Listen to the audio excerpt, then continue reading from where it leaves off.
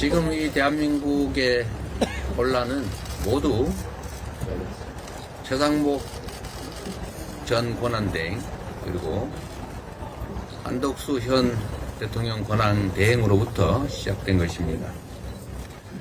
대한민국의 최고 규범 헌법은 모든 국민이 지켜야 하고 그 중에서도 헌정 질서 수호 책임이 있는 공직자, 그 중에서도 최고위직 공직자인 대통령 권한대행이 가장 우선적으로 지켜야 될 책무입니다. 대통령이 취임 선서를 할 때도 헌법을 준수하고 라는 것이 가장 먼저 나옵니다.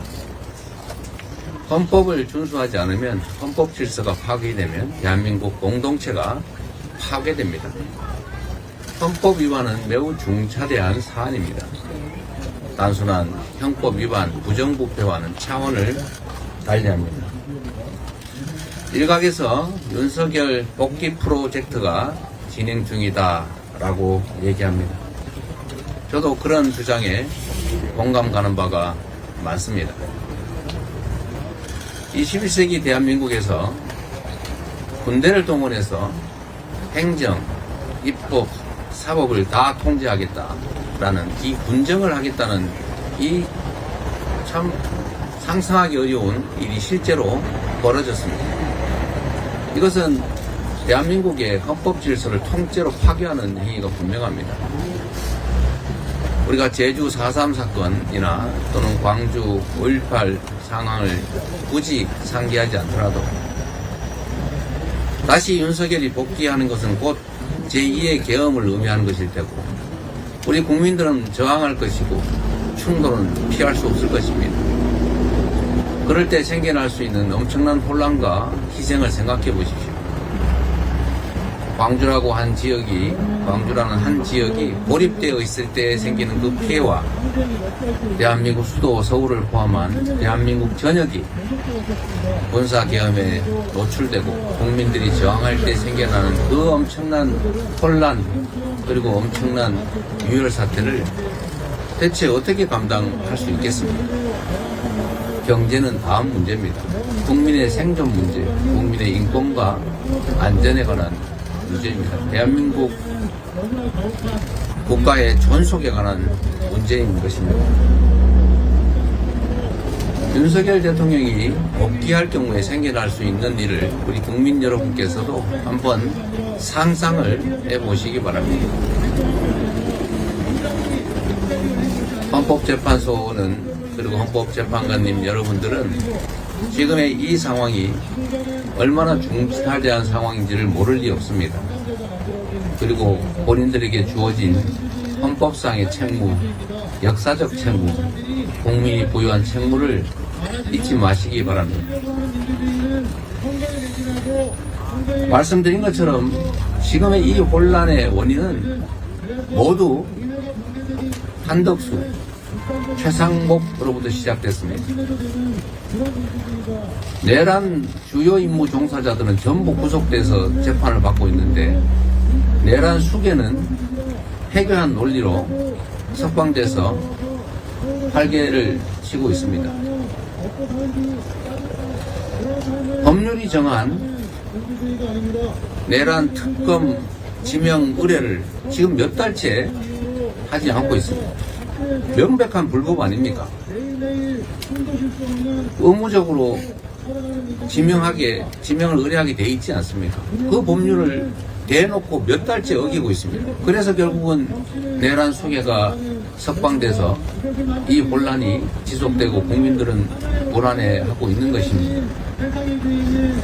또 한 가지 국회가 지명한 정식 의결을 해서 지명한 헌법재판관을 골라서 마음에 드는 사람은 임명하고 마음에 안 드는 사람은 임명 안 하는 것은 결국 국회의 헌법 구성 권한을 침해한 것 아닙니까? 명백하게 정면으로 헌법을 위반한 것입니다. 심지어 헌법재판소가 명확하게 판결했습니다. 임명하지 않는 것은 위헌이다. 헌법재판소법에 위헌 판결이 나면 그 취지에 따라 처분하여야 한다라고 하는 의무조항까지 있습니다. 그런데 이것을 또 어기고 있습니다. 최상목이 어겼고 지금 한덕수 대행도 어기고 있습니다. 그래서 이 혼란이 생기고 있지 않습니까? 헌법에 도전하는 것을 넘어서서 헌법을 위반하고 헌정질서를 통째로 파괴하고 대한민국을 불안하게, 국민을 불안하게 만들고 있습니다. 해서는 안 될 일이고 용서해서도 안 될 일입니다. 반드시 그에 대한 책임을 물어야 하지 않겠습니까? 이런 중대한 헌법 위반 행위에 대해서 책임을 묻지 않는다면, 이 상태를 계속 방치한다면 앞으로 누가 법률을, 규범을 지키겠습니까? 헌법재판소도 이런 상황에서 할 수 있는 헌법이 부여한 권한을 행사해야 합니다. 헌법재판관을 임명하지 않는 것이 위헌이다, 그에 따른 처분의 의무가 있다고 하면 그걸 헌법기관이 불이행하고 있을 때 당연히 그 보완 권한을 행사해야 되지 않습니까? 헌법재판소의 신속한 결단을 다시 한번 부탁드립니다. 개인이나 집단, 세력의 이해관계가 아니라 국민과 국가 그리고 역사를 생각해 주시기를 부탁드립니다. 산청 산불 발생 열흘 만에 주불이 모두 진화되었다고 합니다. 사상자가 75명, 이재민 2,100여 명의 엄청난 규모의 살림이 불에 탔습니다.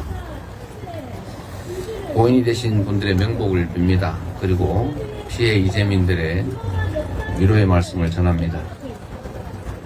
일상의 회복을 위해서 우리 더불어민주당도 최선을 다하겠습니다. 정부가 재난재해 대응과 민생 지원을 위해서 10조 원 규모의 추경 추진을 발표했습니다. 다행이긴 한데 너무 적고 그 내용도 매우 부실합니다. 이런 정도 규모로 지금 경제 회복이 되겠습니다. 민생 회복이 될 수 있겠습니까?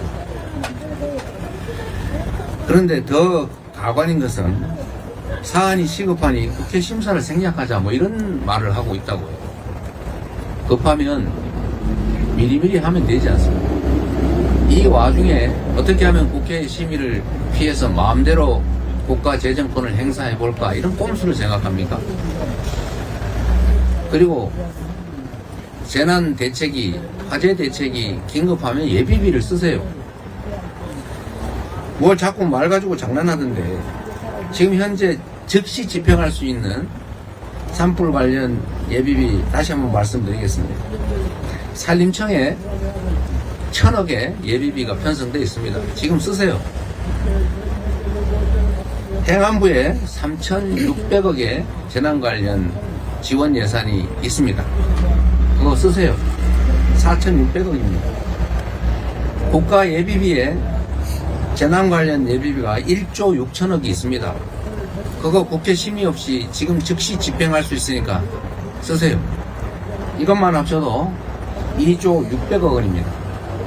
그리고 채무 부담을 통해서 재난에 대비할 수 있는 국회가 이미 승인해 놓은 금액이 1조 5천억이 있습니다. 합계 3조 5,600억이 지금 즉시 집행할 수 있습니다. 이걸 왜 안 씁니까? 이거는 쓰지도 않으면서 무슨 추경을 한 해 만에 하면서 그 와중에 정치적 공세를 하고 있습니다. 예비비를 깎아서 재난 대응 예산이 없다는 그런 회개한 거짓말을, 지금 가족을 잃고 전 재산을 불태우고 생애 기반을 다 잃어버린 그 국민들 앞에 그런 장난 하고 싶습니까? 측은지심도 없습니까?